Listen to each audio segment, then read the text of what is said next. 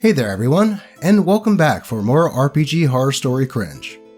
In today's episode, we have a tale about a player that gets way too invested into his character, and a story about a 40-year-old mother taking things too far in D&D. But first, here's Ziggy with a really important message.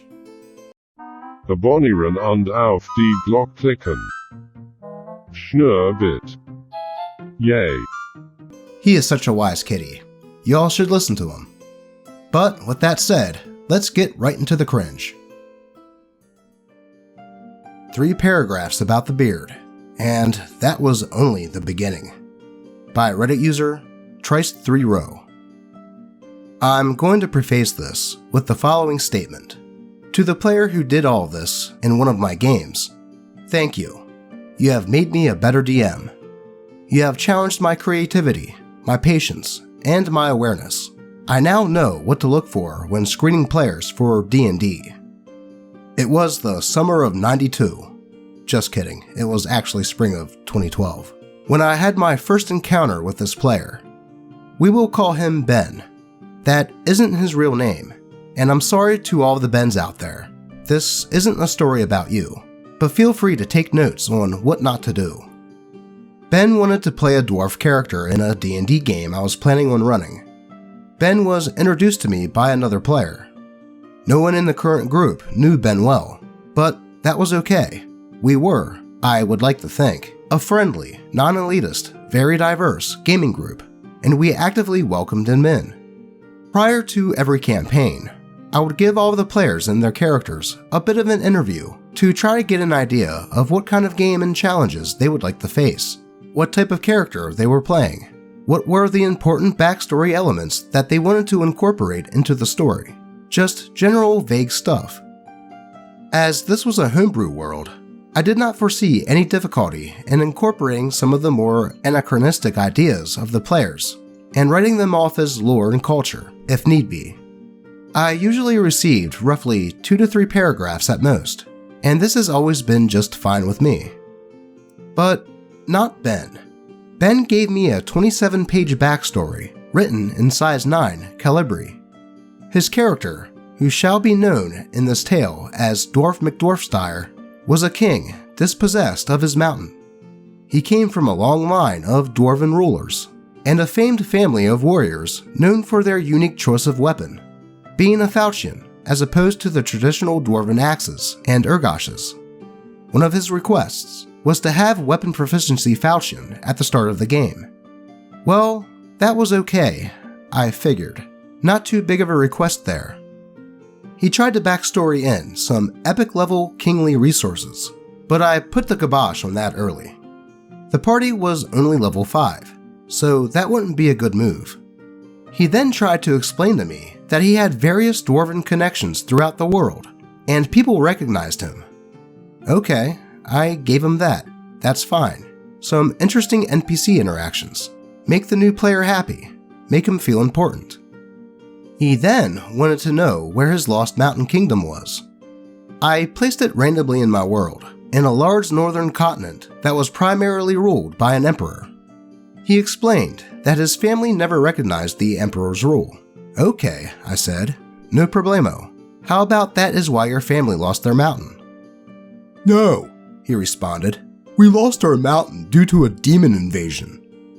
I didn't see that in the backstory, I explained. He said he would rewrite it. Alright, no problem, I thought. We still had a week before we had our session 0. Well, the game started. I never got the backstory in time, but I figured I knew most of what was going on. All the characters were interacting with each other, getting to know one another, but then, all of a sudden, we had a standoffish dwarven ex-king who started barking orders at the rest of the party. Some of the players played along with this, but others did not appreciate it. As I would narrate the few opening scenes of the quest, I would be interrupted, often, by Ben, who felt the need to constantly call out the actions of Dwarf McDwarfstyre during the cutscenes. It must just be a player quirk, I thought. Well, it started grating a bit on me. At one point, when dividing the loot, Dwarf McDwarfstyre called first pick over everything, since he was a king. Some of the party thought he was role-playing, but others quickly identified that he was being a bit of an asshat. There was party infighting, and rather than let the other disgruntled party member kill off a new character and a new player, I would interrupt their bickering with a more pressing matter, or try to mediate things. It began to grow tiresome. The turning point in all of our interactions with Ben came when a friend of mine offered to draw up wonderful portraits of the characters for free. So, she would take the player aside and ask them how their character looked, and she would take notes and work for a few solid hours making a free digital image of the character for them. All of the portraits were almost always absolutely stunning. And then, it was Ben's turn. He sat down with the artist, and when asked to describe his character, he took out his now 45-page revised backstory and description and read it off to the artist. In his character description, he had spent 3 paragraphs detailing every little nuance and hair of his beard, the rings in it, the way they are tangled together, the curls, the flare, the shade and color. But that was only the beginning.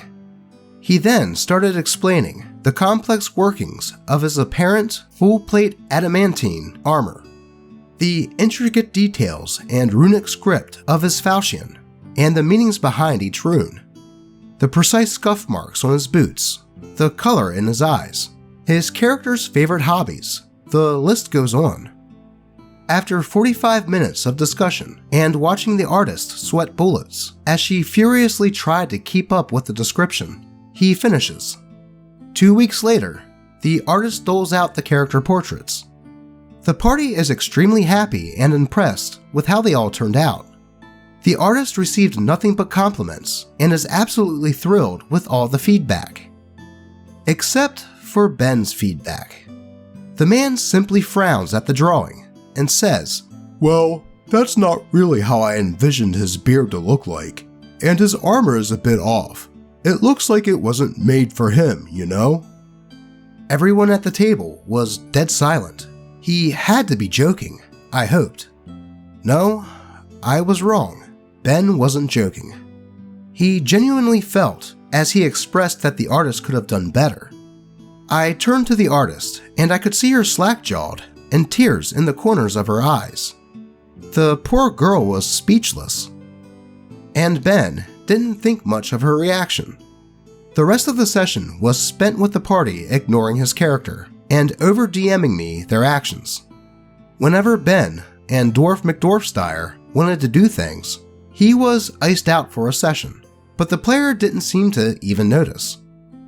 This went on for 2 more weeks until the campaign ended, upon which Ben would seek me out and hand me a list of recommendations he had for me to up my DMing. I'll save you guys the pains of most of the things that was on that list, but I can immediately recall that the first few items were 1. More RP opportunities. 2. Better character artists. 3. Weapons break in the middle of combat. 4. More realistic fight sequences. And 5. The next game should center around his character, reclaiming his mountain kingdom. If you have made it this far, thank you for the read. And if you are this player, I am not sorry that I never invited you to another game again. Nor am I sorry for ignoring your messages and recommendations on how to be a better DM. Simply watching how you treated others and realizing my mistake for appeasing you was enough of a lesson for me. Sorry, not sorry. Ben really sounds like a piece of work. It's obvious that he had a bad case of main character syndrome, which is made ever more apparent by his suggestions at the end there. And it sounds like he worked on some of the other players' nerves as well. Then someone takes the time to spend probably hours to make artistic renderings of everyone's characters, and he couldn't even say one nice thing about it, and instead just complain about little details. My question is, why didn't anyone call him out right then and there? It was such a rude thing to do. Having someone willingly take their time to draw a piece of art for you is one of the best feelings ever. And Ben just squashed it and made her feel bad for not getting his beard right? What a piece of shit. But let's move on.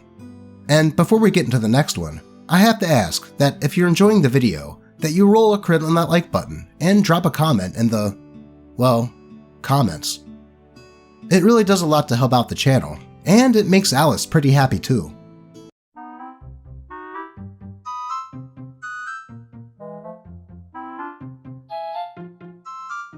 Now let's get into it.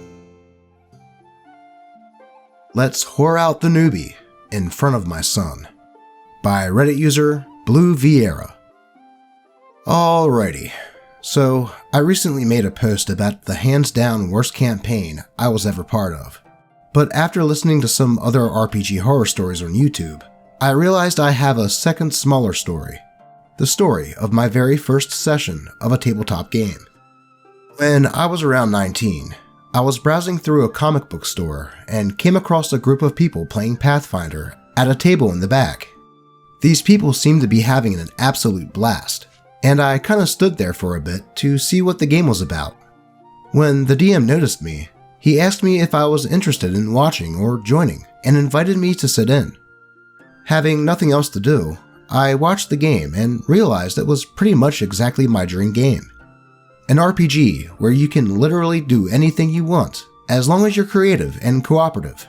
So at the end of the session, when the DM again asked if I'd like to join the campaign, I excitedly agreed, and he helped me create my very first character, a human ranger. The next week, I showed up, and the DM introduced me to everyone, and they all seemed pretty nice. Most of the players were around my age, late teens to early 20s, with an outlier on either end, consisting of a woman in her late 40s that we'll call Sandra, and her son, who was 11. Having this woman at the table actually made me relax because it meant I wasn't the only woman. And then the session started. The party swung by the tavern, where my ranger was invited on a quest, and off we went. In the first session, I was trying to make a good impression, and only really spoke up when I had a good joke to make in character, or if I was trying to clarify something about the lore, setting, or characters. I'm sure I wasn't amazing, and I had a lot to learn, but I got the impression that everyone was happy with me taking their advice and being mostly quiet. And then, the second session happened. We needed to hire a boat to transport us to the next stage of our quest, and the party split up, with me going shopping with about half the party, and Sandra going with the other half to find a boat captain. After all of half a second of greeting the captain, Sandra had her character offer an exchange to the captain. In return for passage to the next area, he could have, drumroll, my character. There was a moment of silent confusion, and the DM asked her to clarify what she meant, and Sandra flat out states to the captain, "Provide us with free, safe passage, and we'll give you our ranger to do with as you please." I'm, understandably I think, a bit miffed, and try to tell her that she can't do that, but she pushes for it, and the DM reluctantly has the captain tell Sandra's rogue that he'd have to see my ranger first.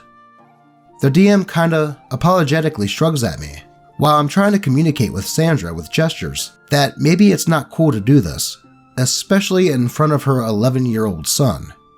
But she just kinda grins at me.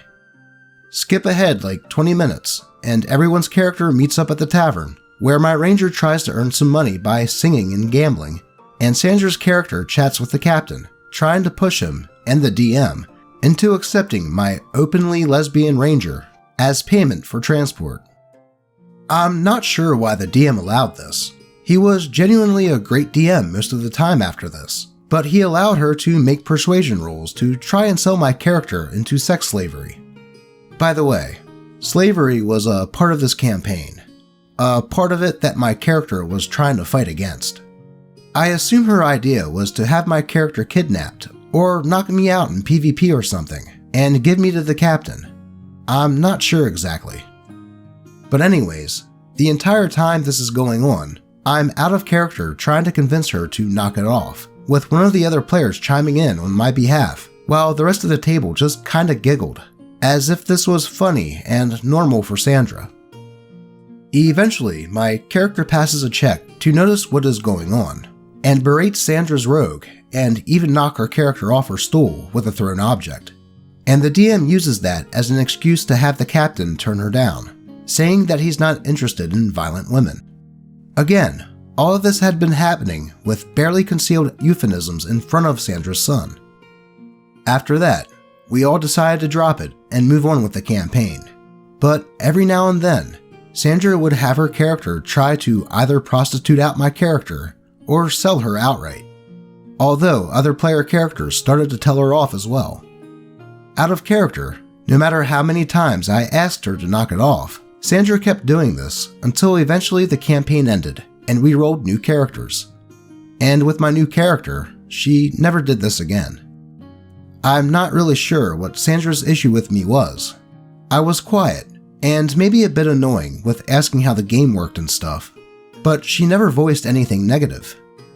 I didn't dress scantily or make lewd jokes, so I really don't get why this happened in the first place. I will say, Sandra did calm down during the second campaign, although I couldn't say why. Other than this stuff, the campaign was 100% safe for work and even family friendly.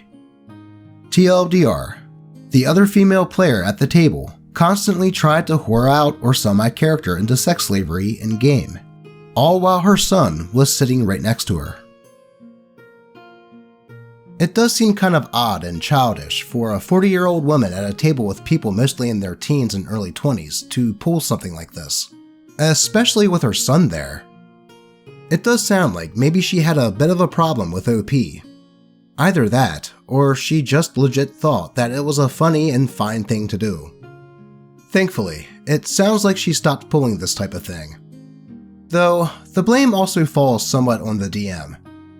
Unless this type of thing was discussed with the players beforehand, the DM should have never allowed this to happen in the first place, especially to a player's first time playing tabletop RPGs. Though, at least he did find a way to curtail this particular plot point. And that's all we have for today. Remember, if you have a story that you would like to be shared in a video, you can always post it to the DnD Doge subreddit, leave a link in the comments, or even at me on Twitter. As always, I appreciate all of you, and may all of your rolls be natural 20s. Until next time.